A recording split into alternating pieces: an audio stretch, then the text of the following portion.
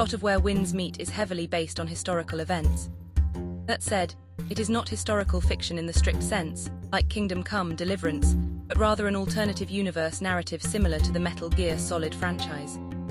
It draws extensively on real historical events, figures, and geopolitical tensions, yet reshapes them to serve its Wuxia-inflected thematic and narrative design.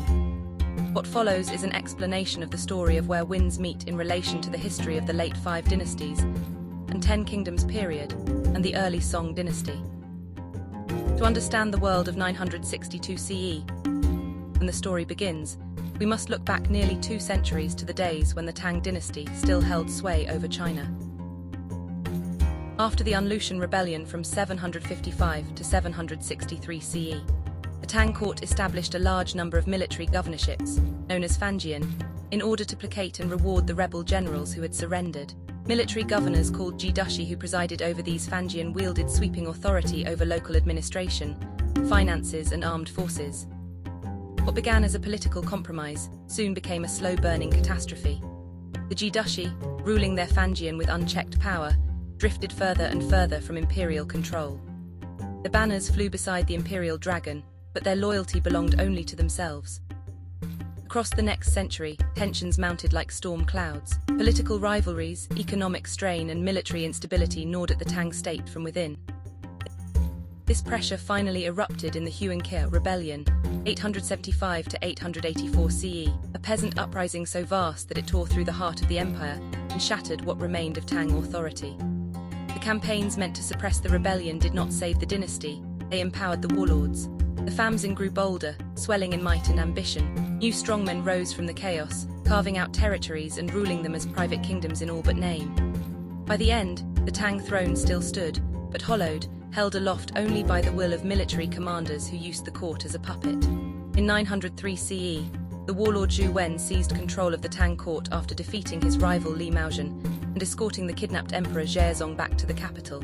A few years later, in 907, Zhu forced Emperor Ari of Tang, Li Qiu, to abdicate, abolished the Tang dynasty, and established his own regime, known to history as later Liang. This brings us to the first major king figure revealed in the game, Li Qiu, referred to by his earlier name, Li Zhu. He appears as one of the phantoms haunting your path through the gleaming abyss. He is also the white-haired figure glimpsed in the prologue, and the mastermind behind the Aureate Pavilion. Historically, Li Qiu died in 908 at the age of 15 or 16, but the game offers a different telling. When Zhu Wen dispatched a man named Song Buzi to deliver the poisoned wine meant for Li Zhu in 908, Li Zhu was nowhere to be found. Instead, the one who drank the wine was his lover, Liu Chunyu. She survived not by luck, but because of something extraordinary in her physical constitution. Sun Butu concealed the truth. Later, after he was expelled from the Silver Needle sect and began his research into poison, he brought Liu Qingyu to the Gleaming Abyss, where he subjected her to his experiments in immortality. Anyway, in the year 908 CE, we reach the official end of the Tang dynasty and the beginning of the 5 Dynasties and 10 Kingdoms period, 54 years before the main plot unfolds. The 5 Dynasties refer to 5 short-lived dynasties that rose and fell in succession in central China. Later Liang, later Tang, later Jin, later Han, and later Zhou. In essence, these were the regimes of the most powerful warlords. The 10 Kingdoms refer to the various regional regimes that existed concurrently in the south and in parts of Shaanxi. Most of them nominally acknowledged the legitimacy of the central dynasties, but remained independent in practice. This was an age ruled by iron and ambition, when he who commanded the greatest host could seize the mantle of emperor. It is remembered as one of the darkest chapters in Chinese history. Massacres became routine. Cities that fell to invading armies often saw their populations wiped out in a single sweep. To feed the endless cycle of war, regimes devised crushing levies, the sparrow and rat tax, the farm tool tax, the cowhide tax, and even demanded taxes for years, sometimes decades, yet to come. Starvation stalked the land. Records speak again and again of cannibalism. Human beings were slaughtered and consumed as army rations, horrifyingly labeled two-legged sheep. In 923 CE, Zhu Wen's later Liang was defeated by Li Kungju and replaced by Li's later Tang dynasty. Although Li Kungsu was not a kinsman of the original Tang imperial family, he was still regarded as belonging to the imperial clan. His decision to name his regime after the Tang also suggests that people of the time, including Li Kungsu himself, viewed his rule as a legitimate revival of the Tang court. This is likely why Li Zhu chose to travel back north only after 923 CE, sensing from exile a renewed hope of returning home. Still, the game's narrative leaves parts of this unclear, and further updates may provide clarification. King He, Li Zhu entered the Gleaming Abyss where he found Liu Qingyi, whom he had believed dead since 908 CE. After enduring Sun Buzi's experiments, Liu Qingyi had become immortal, yet half-mad, killing villagers who wandered into the abyss. Li Zhu sought aid from Shui Yue, head of the Silver Needle sect and Sun Buzi's former master, but even she could not cure Liu Qingyi's condition.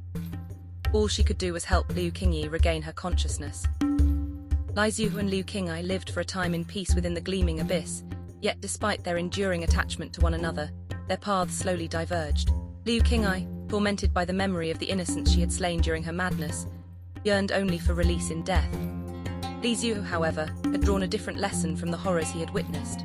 Seeing how humans could achieve a twisted form of immortality, enduring bodies stripped of emotion and desire through the parasite's influence, he began to regard this state as the ideal foundation for his political vision. Liu Qingyi died in 936 CE. Li Zhu, instead of abandoning the nightmare that had claimed her, resolved to pursue it to its end. He continued his experiments with the immortality parasite, and with the poison capable of turning men into dream puppets, the very abominations he had once despised. From this resolve emerged the Aureate Pavilion, named after the Aureate dance Liu Qingyi had performed for him before Zhu Wen cast him into exile. But the most consequential event of 936 CE was the cession of the 16 prefectures of Yanyun.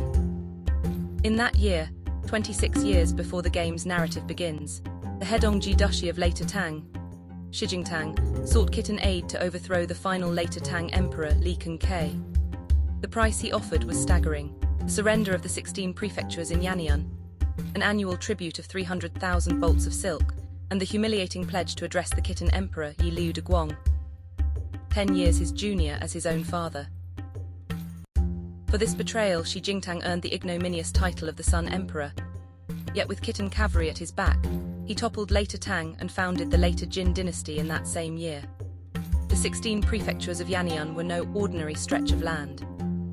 Spanning nearly 1,000 kilometers from east to west, the region formed a natural bulwark that had shielded the North China Plain from northern cavalry for more than a millennium. Vast segments of the Great Wall cut across this frontier, attesting to its enduring strategic weight.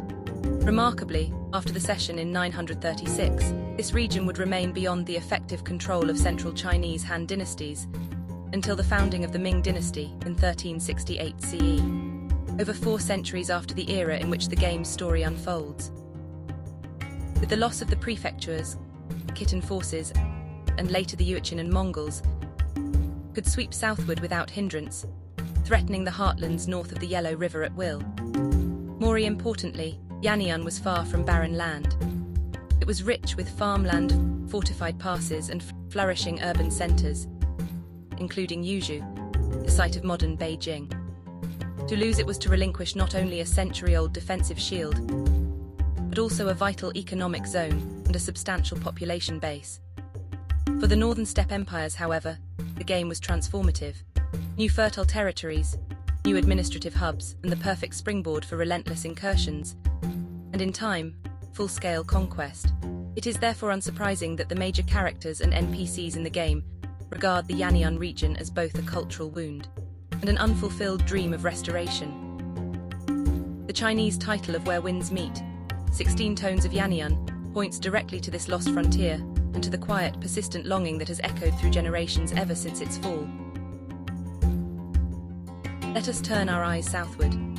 In 937 CE, the Wu kingdom fell not to open conquest, but to a velvet coup veiled as abdication, orchestrated by its powerful minister Su Zhigao. Having taken the throne, he made Jinling, modern-day Nanjing, the heart of his new dominion. 2 years later, in 939 CE, seeking a mantle of legitimacy older and grander than anything Wu had offered him, he proclaimed himself a scion of the Tang imperial line, shed the surname Shu for Li, took the name Li Bian, and renamed his realm Tang.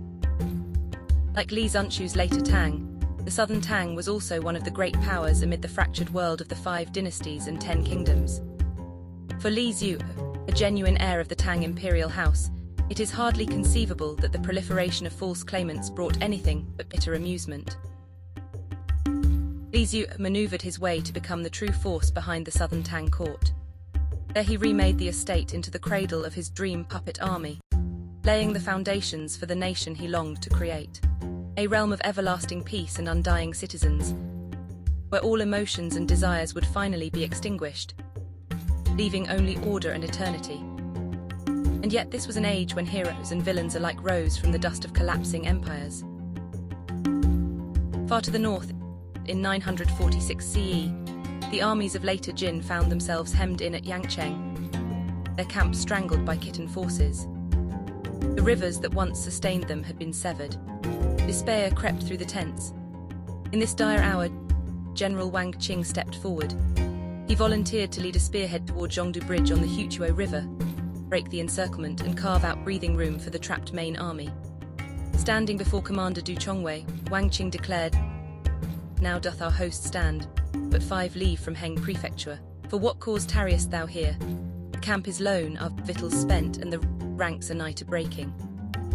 Grant me 2,000 footmen for the van. I shall take the bridge and hew open a passage. If my lord but lead the main host thereafter, once we win within the walls of Heng Prefecture, all peril shall be dispelled." The Jin soldiers successfully drove the Khitan back from the riverbank, yet no reinforcements came. Du Chongwei never sent the promised support. Surrounded, exhausted, and outnumbered, Wang Qing and his men continued to fight until death. Not a single soldier survived.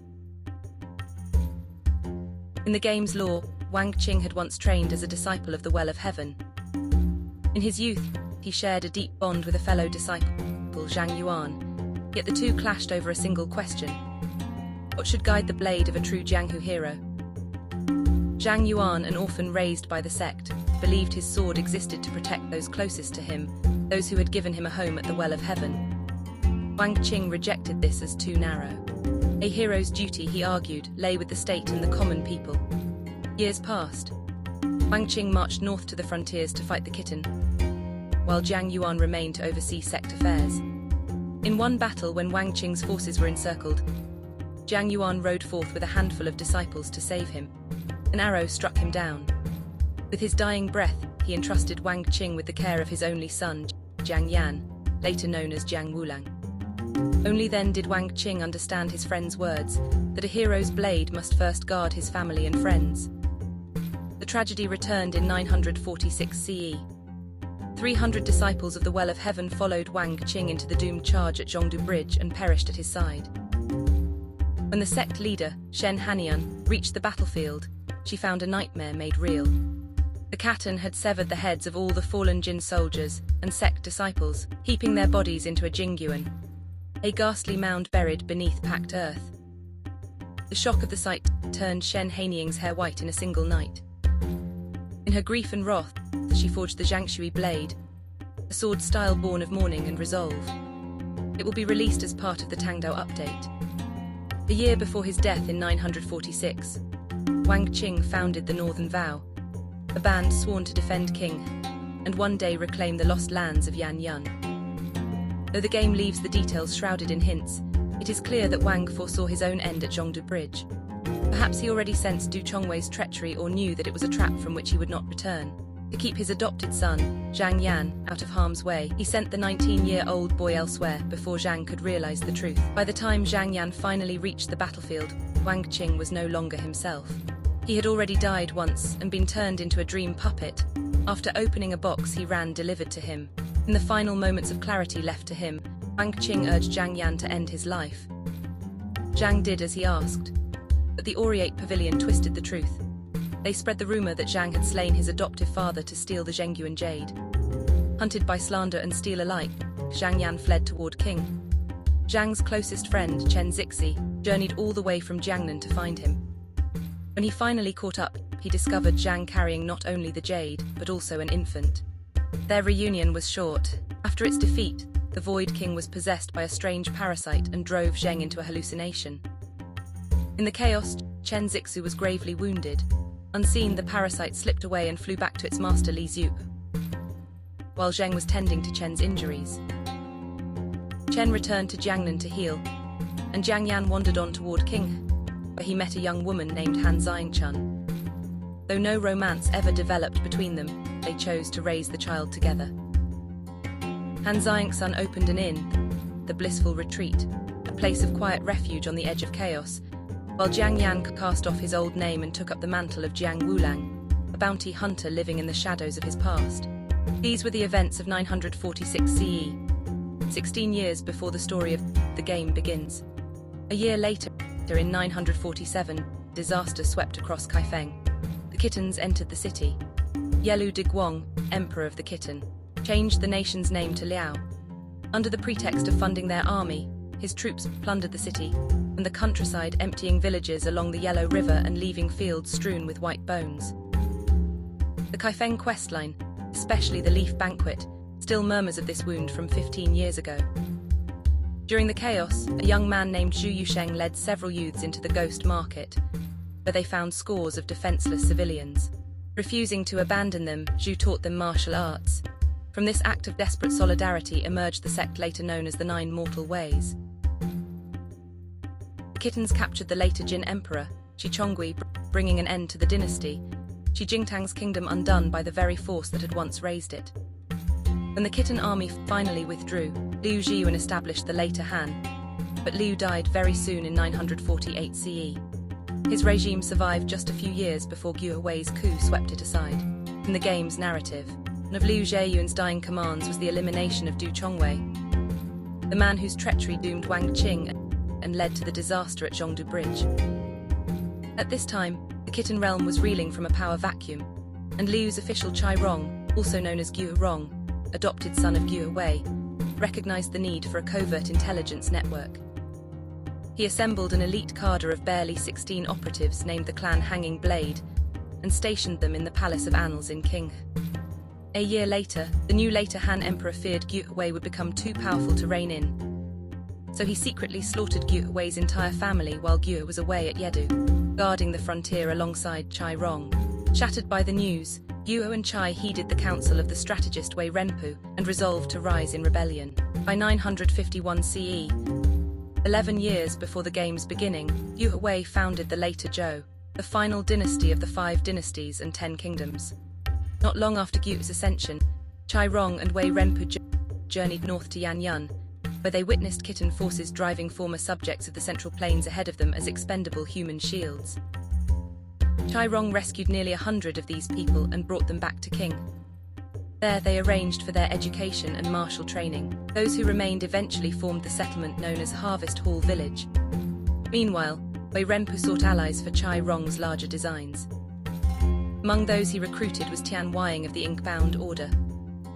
Returning now to the thread of actual history, Chai Rong would later ascend the throne as Emperor Shizong of later Zhou, and in the brief span granted to him, he proved his talents as a commander of rare brilliance and a ruler of keen political instinct. He reformed the bureaucracy, strengthened the army, and pushed the borders of his realm farther than any ruler had managed since the fall of Tang.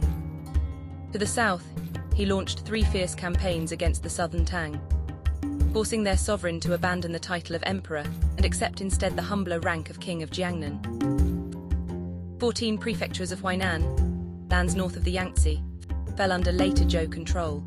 To the north, Chai Rong struck at the Kittan, seizing 3 critical passes and 3 prefectures in swift succession, and driving his banners all the way to the outskirts of Yuzhou, modern Beijing. But fate is seldom generous. In 959 CE, Chai Rong died suddenly of illness shortly after elevating Zhao Kuangyin to Inspector-in-Chief of the Palace Armies, the highest military post of the era, and the one that would later serve as Zhao's stepping stone to founding the Song dynasty. In the game's narrative, this illness is no accident. Poison is whispered beneath the surface. That same year, Tian Weiying journeyed deep into southern Tang territory. There the southern Tang court, still styling itself as the true heir of the Tang legacy, sought a secret alliance with the Kittan. Hopping northern cavalry would help them reclaim the Central Plains.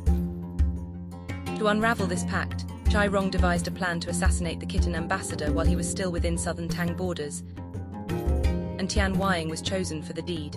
He accomplished the mission, but Li Zhu's aureate pavilion intervened and cut off his escape. To save his stranded disciple, Wei Renpu turned to the one man whose skill and honor he trusted without hesitation. Jiang Wulang, the bounty hunter once known as Jiang Yan.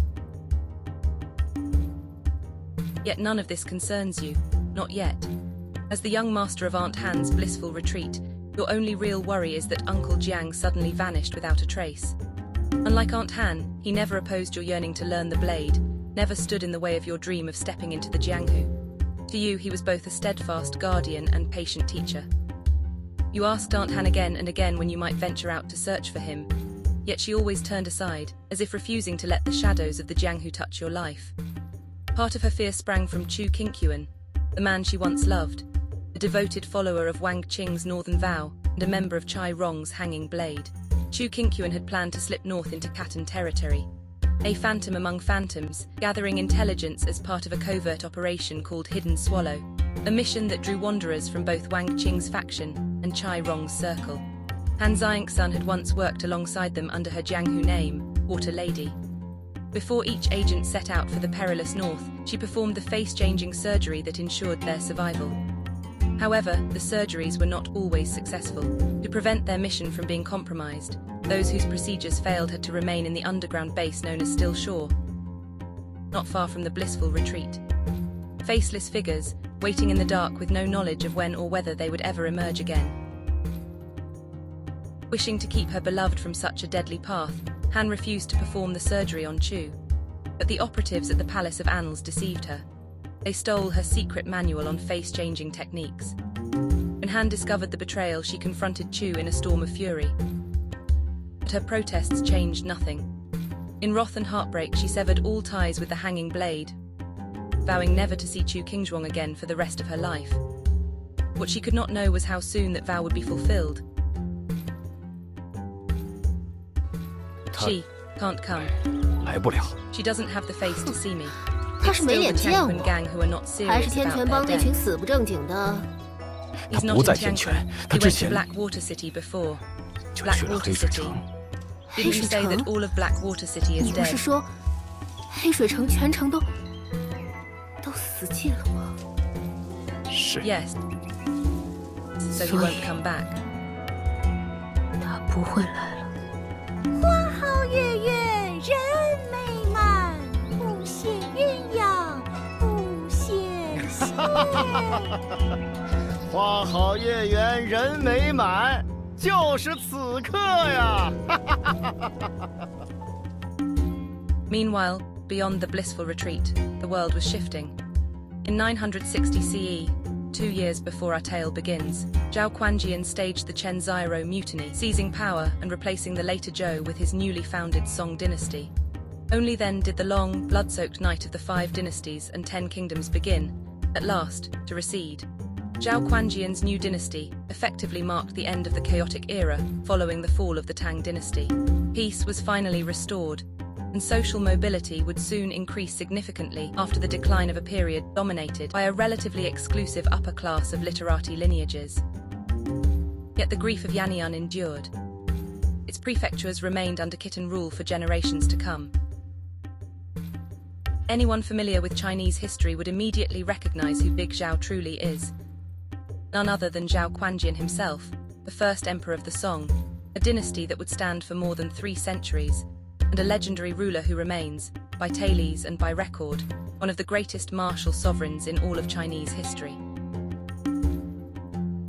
You lived 2 more quiet years in this turbulent age, but your longing for the Jianghu was a flame that no peace could smother, and peace, as always, cannot hold forever. One day, you and your friend Ruby slipped out of the blissful retreat in secret. At Uncle Jiang's old hut, you encountered a lone man clad in black. His eyes were unmistakably like Uncle Jiang's, as though some unspoken truth stared back. He did not hurt you, but he took the jade pendant you had worn since infancy. And thus the story truly begins. Before the journey continues, the story must be understood. Where Winds Meet is not just an open-world RPG. It is a story about identity, loss, loyalty, and destiny, set in a world that is broken, divided, and grieving its past. As we explore the whole story and lore of Where Winds Meet in this video, we provide you with a complete overview of the game. Starting with its prologue and going on to its deeper meaning behind its world, characters, and themes. With this understanding of the world and its story, the journey can now continue. In the next episode, we return to gameplay, stepping into the open world with clearer purpose and deeper meaning. Because in Where Winds Meet, the wind does not simply guide your path, it tests who you truly are. Thanks for watching! If you enjoyed this story breakdown, like, subscribe, share, and comment on the video, and continue the journey with episode 2. Until then, the winds continue to meet. Straight to the Sayonara. Play smart, play elite.